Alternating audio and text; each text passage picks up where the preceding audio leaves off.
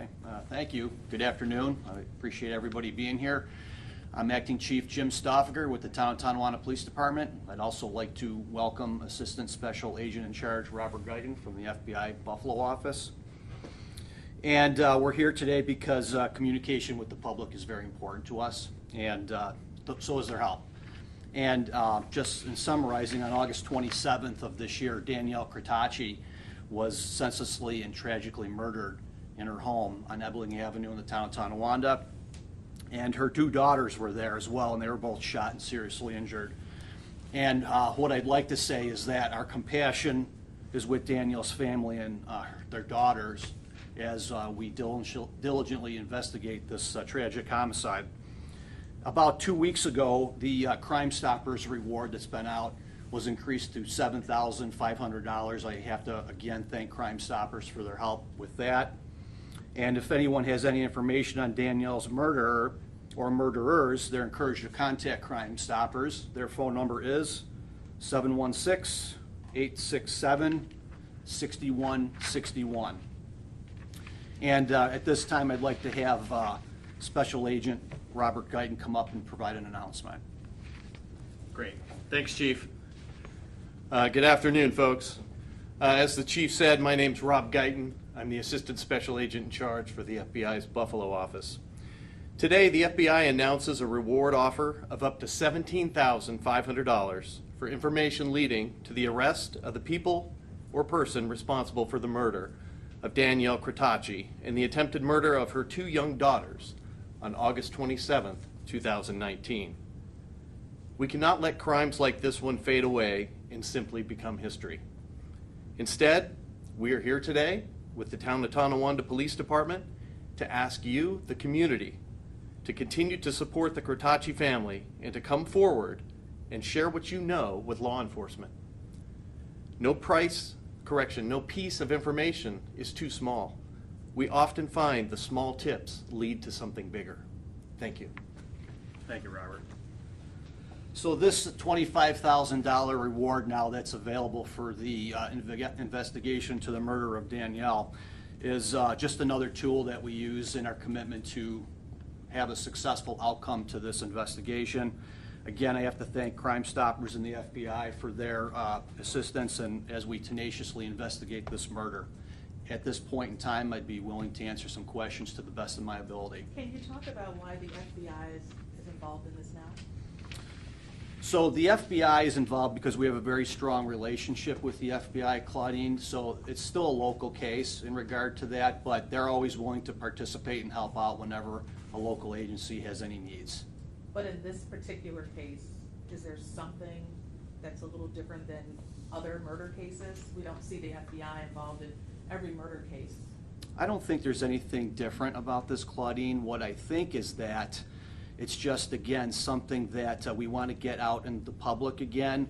We have a very strong relationship, again, with the FBI. We have an investigator that actually is on one of their task forces, so he works there, Detective Schmidt.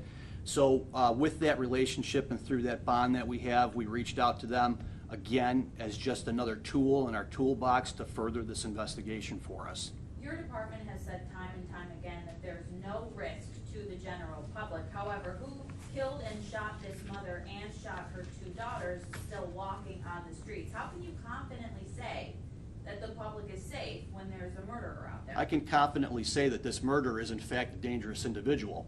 Now, in regard to this investigation, as I mentioned before, that this murder was in fact a targeted murder. There's no doubt in my mind.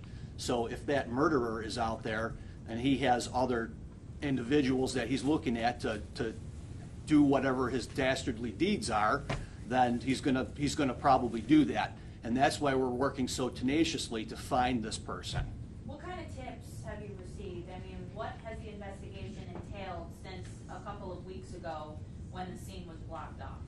So what I want to say in regard to that, I'm not going to comment further on any specifics that we have in regard to this investigation of what we have, what we don't have, where we've progressed. And the reason that I'm not going to do that is because we want justice for Danielle and her family. And out of an abundance of caution, because I don't want to compromise this, we want to make sure that we don't let anything out because we don't want to tip off anyone that may be listening today. Going back to the reward, you mentioned 17,500, is that in addition to the 7,500, making it 25,000? That's correct. The total reward right now is 25,000. 7,500 through Crime Stoppers, 17,500 through the FBI. Do you have any better idea about why this happened or why this family was targeted? I just cannot get into that again. I don't want to compromise the investigation out of the cautiousness for what we're trying to do and what we're trying to accomplish. Are you concerned about the length of time between the crime and now that you're still kind of hoping for public help? Are you concerned that the trail's cold? Or? Well, no, I'm not concerned about that. What I would say in regard to that question is that we just, again, want to get this out into the public, and any information, no matter how big or small it may be, we're actually highly encouraging people to come forward and contacting us. $25,000 is a substantial reward. Why do you feel it was necessary to add on, this additional money? So, again, it's just another investigative tool to use. The FBI was very gracious in offering that amount of money. We came up with that $25,000, and I just think that it's worth recognizing their graciousness in regard to what we're trying to do here. How are her children doing, and are there any protections for her children that are in place as they are potential witnesses to this crime? As far as their children are concerned, I think that what we can say is, under the circumstances, their mother was killed in front of them. It's my understanding that their family is taking care of them, they love them, they're with them, and I think they're doing the best that they can under the circumstances. Have the leads grown cold at all? Is that why you increased? I think I mentioned earlier, Claudine, that wasn't the case, but we just continue to move forward, tenaciously working towards an outcome. And what about Mr. Gershio? Is he someone that you needed to talk with again? Claudine, again, I just can't get into who we're talking to and who we're not talking to. Is there any indication that this was gang-related? I can't get into specifics on the case. Have you been in contact with family pretty often, would you say? We contacted them again today, actually, to let them know that we were going to be here today to communicate this to the public. And then you might have said this already, but when did the FBI kind of get involved? Can you say about what time frame? So it was this week as this played out, As what played out? the reward for from the FBI for $17,500. And what kind of additional resources can the FBI, and maybe you can talk to this, provide Town of Tonawanda Police?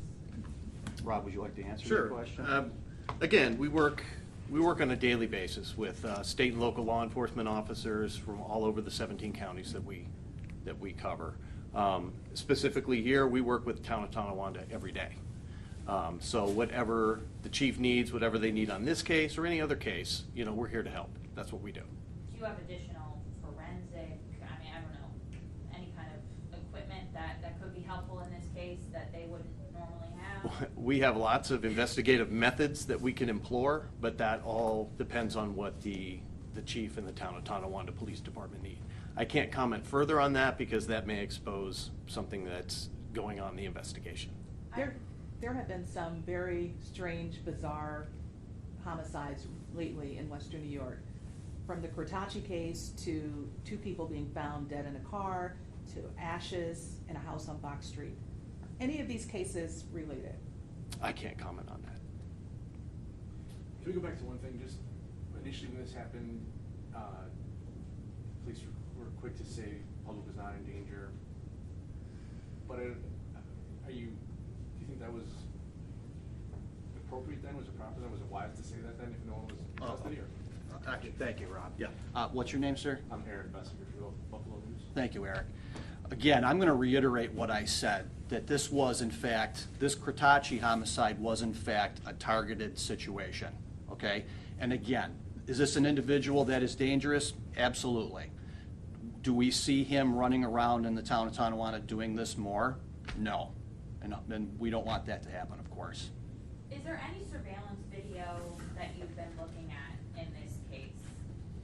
I cannot get into the specifics on the case of what we have and what we don't have. Speaking generally, if you say this is a targeted murder.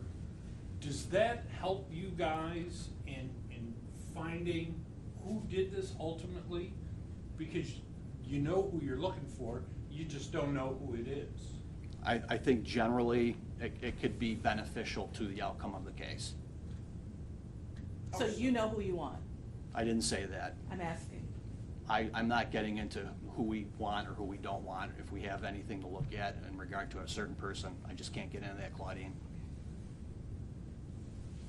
Does anyone else have anything? Okay, thank you for your time. Have a good afternoon. You're welcome.